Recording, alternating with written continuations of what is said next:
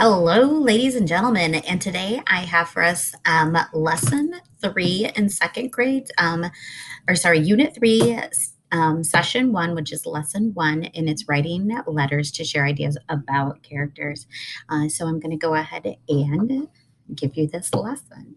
All right, ladies and gentlemen, today we're going to be talking about Mercy Watson and what the author Kate DeMillo did in this wonderful book. So we've read this book before, and as I remember, you guys had some hilarious things to say about Mercy and the things that she did throughout this entire book.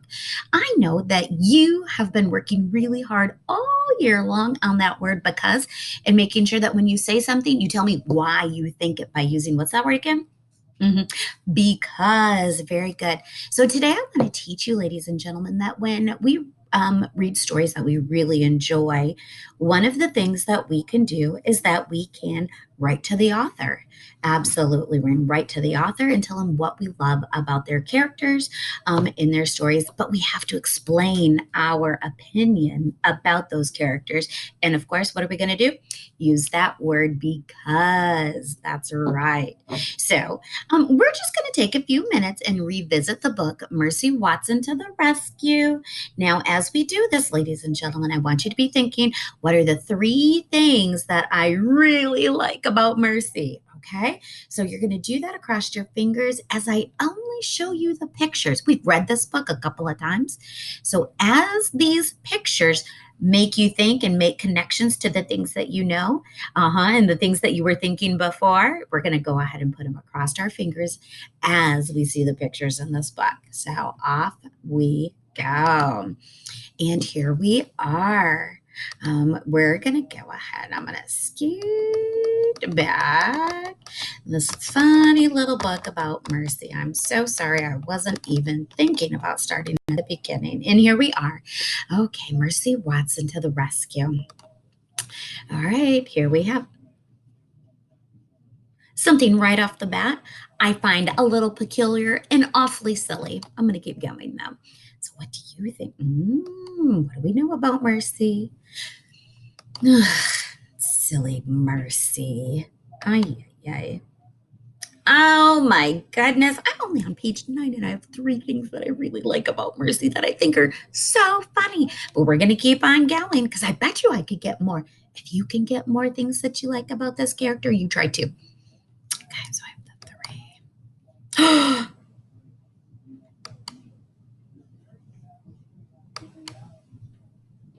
Oh my goodness. What is Mercy doing? Are you making connections? Are you thinking about what happened in this story? Oh my goodness, I hope so. And here we are off to the sisters. I'm thinking, oh, what was the one? Baby. Yep.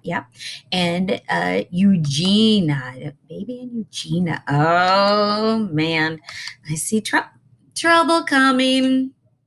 And look at her face. Look at that Mercy's face. Oh my goodness. Oh my goodness, Eugenia. And look at baby. Oh, here we go. Moving on to chapter eight. Now we've got some extra help around here. Look at those pictures. I hope you're making connections. That's right. Oh my goodness. Do you remember? Oh, she was so ashamed. This pig. Oh my goodness. That's right. Look at that, Mercy. She's just so excited. Okay, so I think we've gone through enough pages so far. Ladies and gentlemen, I know that I had five things that I super duper loved about the character Mercy Watson. So, first thing I want you to do is turn and talk to the neighbors next to you. Turn and talk to your partner and tell them quickly the three things and use that word. That's right. Because I love the book Mercy Watson to the Rescue because Mercy is what? Off you go. Good job. That's right. Keep going. I'm hearing it. That's right. Okay, great. Good job, you guys. Thank you for sharing all of your good stuff. Ladies and gentlemen, it's time to move on. Let's go ahead and keep on going. So, writers, now what do we need to do with this information? Well, remember I said we write the author and we tell them what we love about their characters. So that's what we're going to do right now. Okay, so your paper would start out like this. I really like the book Mercy Watson to the Rescue by Camillo. The uh-huh first reason is because, and now who wants to share? What's the first reason why you like the character or this book, Mercy Watson? I know, because Mercy is such a funny pig! Exclamation mark, right? Oh my goodness, there's so many things that are funny about her. I know. Do you mind if I just go a little farther? I'm going to talk about one of the things that I find really funny in the story. She mhm, sleeps in a bed. Oh my goodness.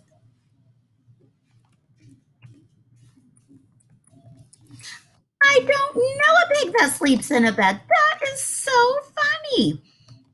She sleeps in a bed. That's right. Okay. The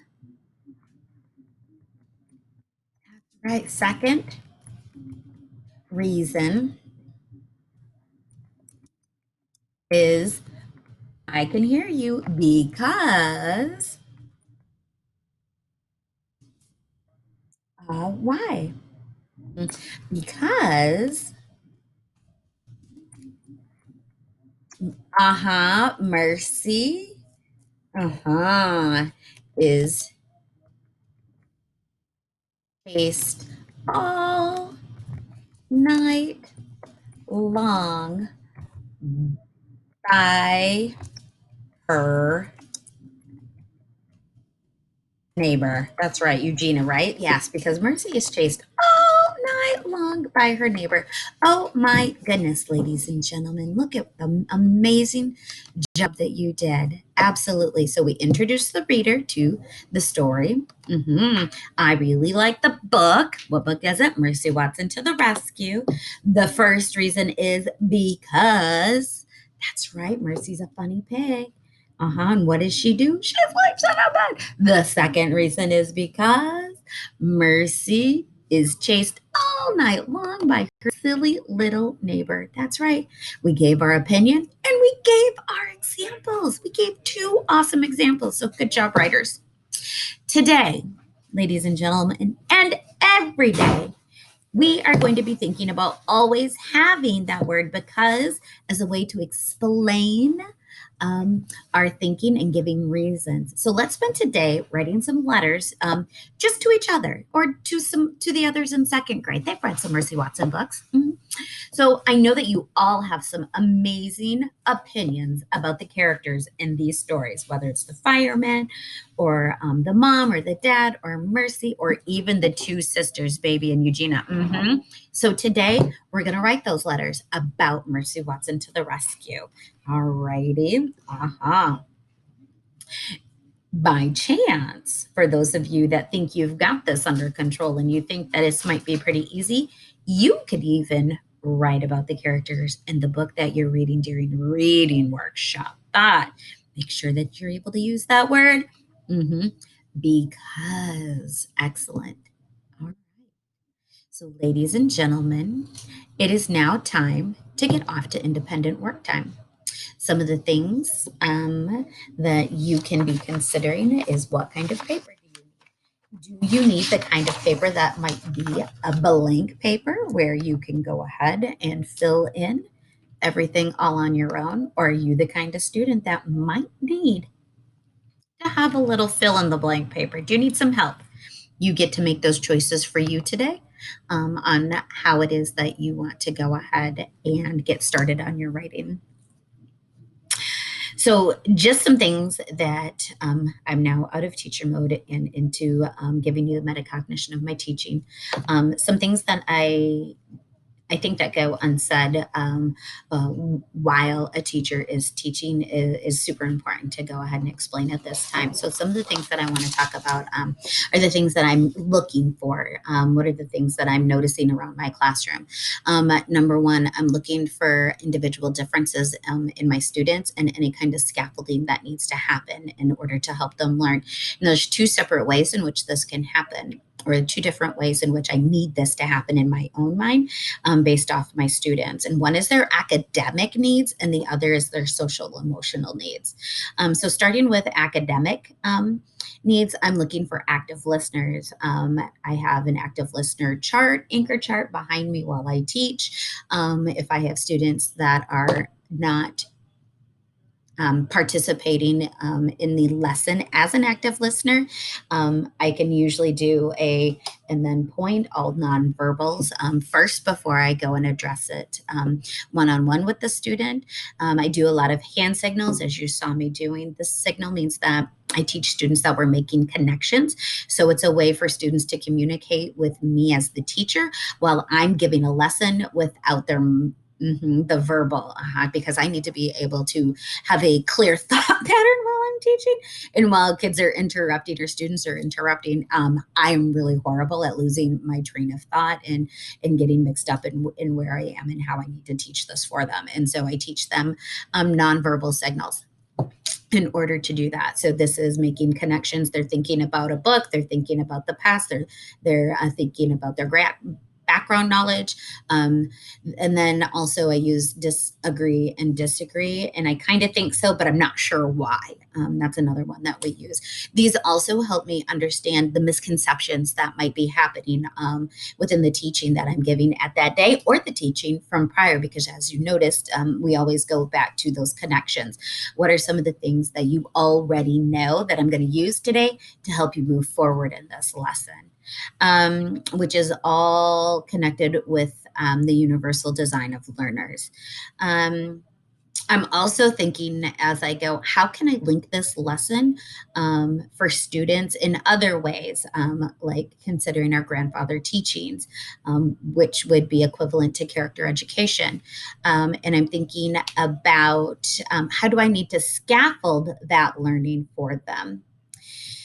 Now, I'm going to move to the other side of the social emotional learning.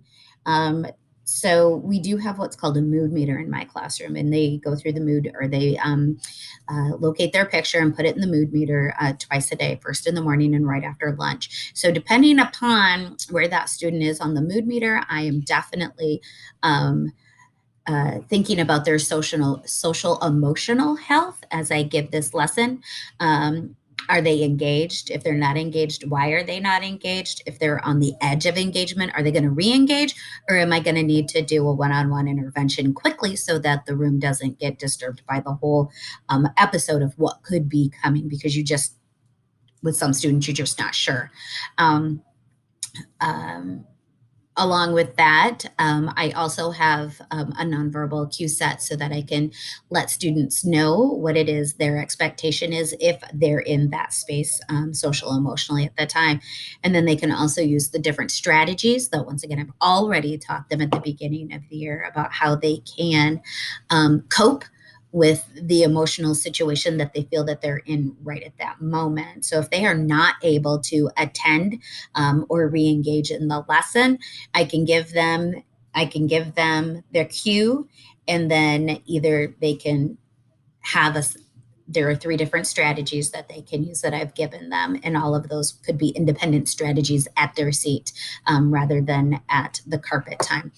Um, so when we think about the academics and the social emotional at any point in time, because of that, you can have a student that is scaffolded at a very a low level meaning not needing a whole lot of scaffolding or help, independent help in order to get started.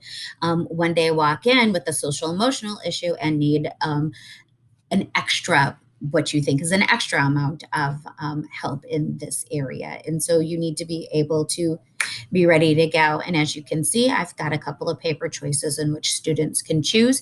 Along with that, they can choose the blank letter and then also go above and beyond and choose the book that they're using in reading workshops. So there's a very high level of scaffold with a fill in the blank. There's another scaffold with just a blank letter, but with using the example that I've given. And then there's another scaffold of a blank letter and then using their very own book, which they don't have an example of or didn't go through an exact example of at that immediate time. We always have to remembering that there are multiple paths to learning, especially for your gifted and talented students that are in your classroom, and they need to be able to make those independent choices in your classroom that service their needs best. And if they're not making those choices that accelerate their education or their own learning, then you need to be having conversations with them during that conference time in order to help them. Um, we need to be valuing the engagement, and so scaffolding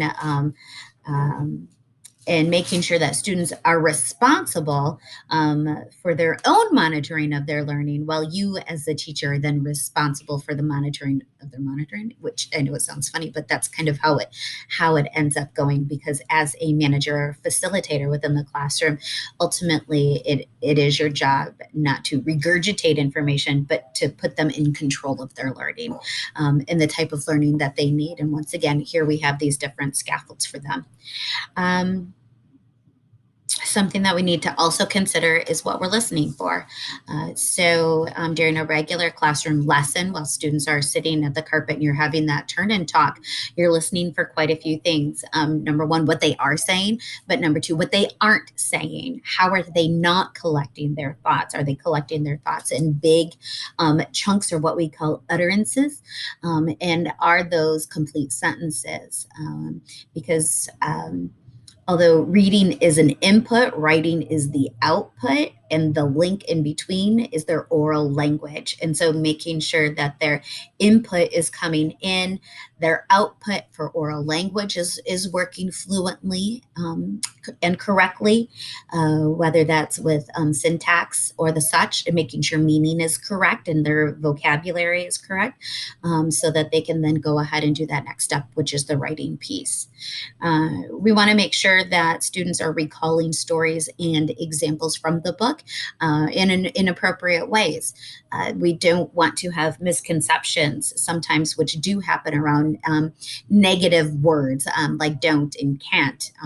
Sometimes students will only see the do part, or they'll only see the don't part. And so at times you'll have students who are working through, it's not necessarily the acquisition of literacy, but are working through that second layer, second grade piece of literacy, who sometimes toggle between when do they know those, when do they not know it, how is it changing the meaning of the story. And we always want to make sure that students are understanding the meaning of the story and the intent for comprehension, making sure that that comprehension piece is always together.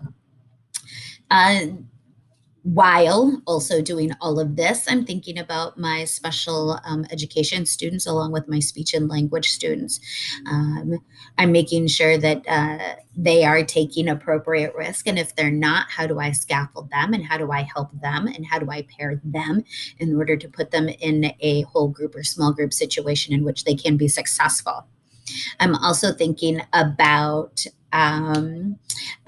equity within the lesson through those pieces. I'm looking for praise opportunities, ways to engage students. I'm looking, I personally use a PBIS, positive behavior support system, which gamifies learning and positive behavior in the classroom. So my super improvers have points on one side, and I have points, or another has points on the other side, and we're always going back and forth with positive points and positive behaviors. Um, So then at this time, students are working. I have my parapro is working around the room and is conferencing with my higher level students. Um, Depending upon writing and reading levels, that could be half to a quarter of the room. Right now, at the beginning of the year, it's a quarter. And right now, it's about half because I do have students, or did in January have students that were much, much lower. They were at the beginning, middle of first grade and have come a long way, but still had a long way to go. And I needed to intensify those tier two pieces or times in my classroom. And so I personally met in small groups for reading and writing during this independent work time in two different groups. And then my parapro was able to give that one on one conference help during independent work time.